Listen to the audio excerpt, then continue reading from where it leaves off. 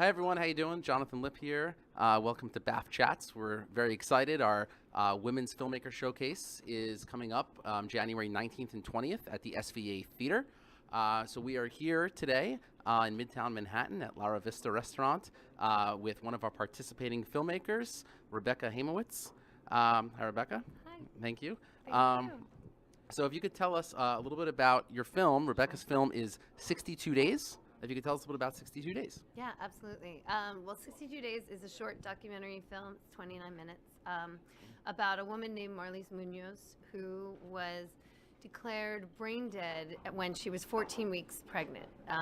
And her family wanted to honor her wishes. She didn't want to be on life support. She'd made it very clear to her husband and to her parents.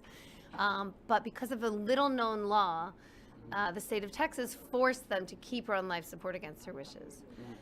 So it turned into a very controversial thing. At the time, the media was talking about it a lot and people talking about what choice they would make if they were in that position. But the point that the film tries to bring out is that the family didn't have a choice, that this law takes that choice away from families and caregivers and medical providers and puts it in the hands of the state. And we try to look at the personal story behind the headline and how that really affected the Munoz family during this very difficult time. Okay, now, how did you first find out about Marlise's story? I actually found out about it on the news. I saw and read some articles, I saw news clips, and this took place in Texas. I don't know if I mentioned that. And I live here in New York, so I found myself just really drawn to it, and mostly because while the news reporting on it was important, you know, a 2-minute news piece tends to sensationalize it as often. It's there and it's over, and I thought, wow, there's really something more to this. And then when I learned that Texas is one of now 32 states that have these laws, people just don't know about it. Right. I was just drawn to reach out to the family and see if they wanted to share their story with me. You know, I credit the Munoz family and her parents, Lynn and Ernie Machado, her husband, Eric Munoz, for opening up their lives to me during such a vulnerable time. They're not particularly political people. They weren't trying to make a statement. They were trying to cope with an incredibly tragic situation, and they found themselves put in the midst of this media debate. And so I thought it would be really interesting to just follow their story and share what they went through and what they experienced. How did the Munoz family first respond when you approached them? Well, first let me ask, how did you go about approaching them, and then how did they respond to you? I went about approaching. I've actually never done this before as a filmmaker, but I found them on Facebook. How do people find each other these days? Yeah. And I sent an email, and I said, look, I'm a documentary filmmaker. Take a look at the work I've made before. If you want to reach out to me, I'm really interested in hearing your story and giving you a platform to share what you're going through. I was clear with them that I would also want to talk with everyone involved. I mean, that's the other thing I want to say, is that we wanted to speak to people sort of on all sides of this issue, in all positions in this situation. But it didn't happen instantaneously. There were many conversations. They're really building trust and trying to get to know each other. But they took a leap of faith in sharing their story with me. And then over time, because we ended up filming for a while, off and on, other people who were involved came out to speak as well. And that's what made a really big difference. The lawyers who ended up representing them, the medical providers who were sort of put in the middle of this very difficult situation, and even some of the legislators on both sides of the aisle talking about how they felt about this law, why they thought it was either important or should be changed. But again, the human story was kind of the focus, and all those other things emerged from their story. Okay. Now, in terms of a political statement, is this a film intended to make a political statement, or are you just trying to show both sides and allow the audiences to draw their own conclusions? It's a good question, and I think it's clear when you watch the film that this is their story. So I don't think it's necessarily that the film is taking their side or not, but it's certainly trying to express what happens to people when they find themselves in here. That said, one of the things that really drew me to this topic and to Marlise's story in the first place was here is, when I saw the media and news reports, it was very polarizing. It was quickly turned into basically a pro-life debate, right? These were, even though Marlise Munoz did not have an abortion, she died while she was pregnant. This law was intended to protect fetal life, and so it went into that debate. But here was a rare opportunity, I think, to take what we usually think of as a very polarizing, you either feel one way or the other, there's no middle ground situation, and look at, actually, there's a lot of middle ground, and there are really complicated and perhaps even unintended consequences from these laws. And I think the Marlise Munoz story demonstrates that. So my hope is that this is perhaps a story that people who feel or assume that they may feel one way or another could watch, and it will challenge them to question their own presumptions. And from a filmmaking perspective, how did you go about, well, first of all, the production aspect of it? Do you have a crew you normally work with, or did you bring on people specifically for this project? And then the second part to the question is, do you have any ideas right now in terms of distribution of how you're going to get the film out there? Well, when I first went out and had no idea, and this is probably true for so many documentary filmmakers, typically you have no idea, is this going to turn into anything, or is this going to become a film, is it not? But I felt that it was important to go to Texas and meet with as many people as I could, and in that case I brought a DP with me who I've worked with many times before, Basha Winograd, who's fantastic, and so I brought her with me. Eventually, once it was clear that I was going to be in Texas a lot, I was lucky enough to find crew in Texas, Amy Bench, Tyler Gorell, a couple other fantastic DPs who were there. But it ended up being this very interesting international effort because my editor was in upstate New York. That's not really that far away, I guess, but when you're in Brooklyn, it seems like it. We had an animator in Serbia. We had, that was fantastic. We had my composer, Timo Chen, is in Los Angeles, so it's kind of amazing what you can do. But but much of it was just, based on who's best for the job and figuring out how to make it work. Yeah, and in regards to, the other question in terms of distribution, many of the people that watch us here are filmmakers, right. Filmmakers that have been in our festival in the past and whatnot. So what are your hopes in terms of distribution? Because short film distribution, this film is 29 minutes. So distributing a short documentary, I believe, can be somewhat challenging. What are your ideas? Yes, and I've learned something, excuse me, with this film, which is people like their shorts to be short. And so it's a long short, which I think can sometimes be a challenging length just for programmers. But I'm very pleased to say that we are going to have a national broadcast on PBS in the spring. Congratulations. Yeah, thank you. On a program called Real South. It's REEL, but it's a national broadcast. So we should have news about that soon, but it's spring 2018. Great. It's not that far.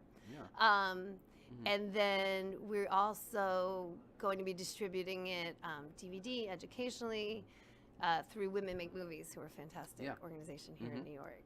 So I'm really looking for, and I'm sorry, and I should have mentioned, and I'm working with an impact producer at Third Stage Consulting, and so we are, thankfully, due to a really generous grant from the Fledgling Fund and from Fork Films, who have been fantastic supporters of this film, we are setting up, hopefully, a series of screenings, and the aim is not just to screen, but also to have a panel discussion to really try to reach stakeholders, make an impact with the film. So all of this is on the horizon. Okay, and also I just want to ask you, the first screening, the premiere, I believe, was at the AFI Meet the Press Festival in Washington, D.C.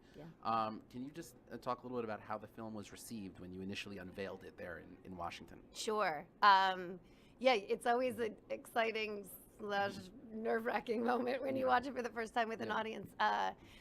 It was great. It was really great. And it was a great opportunity. That's a brand new festival, the Meet the Press AFI Docs Film Festival. So I think they were trying to figure out, they were excited to showcase documentary films. I was really excited to be part of a brand new festival as well. And there was an opportunity, afterwards for Q&A afterwards for Chuck Todd, and that was exciting. But I found that the reaction was excellent, and I was mostly pleased by people who came and spoke to me after the film and said, maybe I heard about this story, but I really never knew all the details, or I didn't realize that there were 32 states with this law, or I never really thought about what the impact of these kinds of laws are. So, you get to meet people face to face at any festival, right? Sure. And get this immediate reaction. It's always really exciting. Yeah, no, I think that's the best part of screening at a festival in front of an audience, which is, that's what makes that experience special as opposed to seeing things at home, right?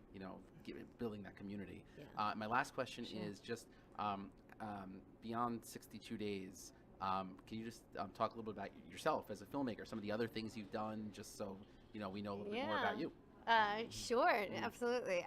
Well, I made a feature documentary a few years ago. I co-directed called Made in India, that was about Americans outsourcing surrogate mothers from India. And that was my first feature I co-directed with Vaishali Sinha. We was really exciting. It did very well on the festival circuit. It premiered at Hot Docs, and it went on PBS as well.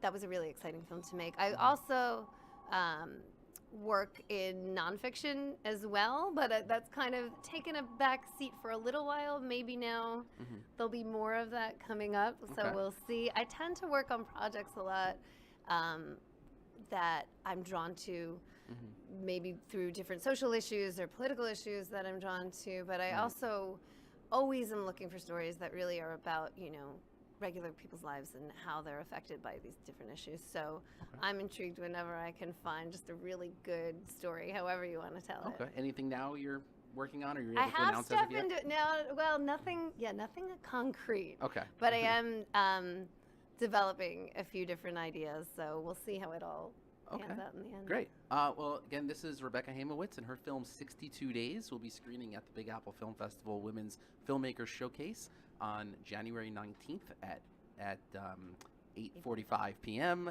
at the SVA Theater on West 23rd Street here in New York City. So I hope to see you there. Rebecca, thank you very much. Thank you so much. In Texas, a wrenching life and death struggle is going on involving a woman who is being kept on life support because she is pregnant. Say hi, Grandpa. It's my first time in the pool. My wife was 14 weeks when this happened. A Texas law says doctors, quote, may not withdraw or withhold life-sustaining treatment from a pregnant patient. She had told us, under no circumstance do I ever want to be on life support. And boom! Yeah, people check me out. And I was like, no, that's not what she wanted. That's not what I want. And they're like, well, you kind of are overruled by this law. Exactly when someone should be allowed to die is making news and testing the law in Texas. There have been protests outside that hospital in Fort Worth. She is a corpse being used as an incubator. What about the baby? This is Orwellian. Let me finish. Obviously, the parents didn't want the baby because they ordered her execution.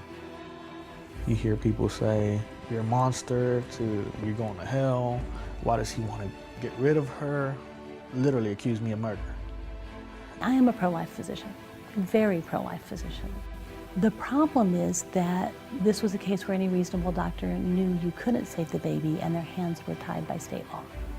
What kind of America is it in which the state says that your capacity of pregnancy means that you are deprived of virtually every right we associate with personhood, and we don't care what that does to your husband, to your mother, or to the child you already have. You see, you have a body there and you try to respect it and talk to it. But then at the same time, you're like, she's passed away, she's dead. The husband of this woman is suing a Fort Worth hospital to have her removed from life support. Every day matters, obviously, to this family now. The longer the clock ticks, the more complicated this begins.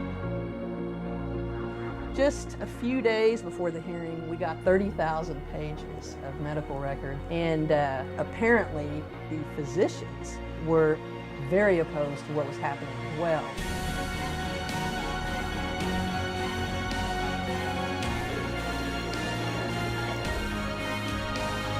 I'm here today in hopes that by changing this law, families can endure whatever tragic loss in a private manner.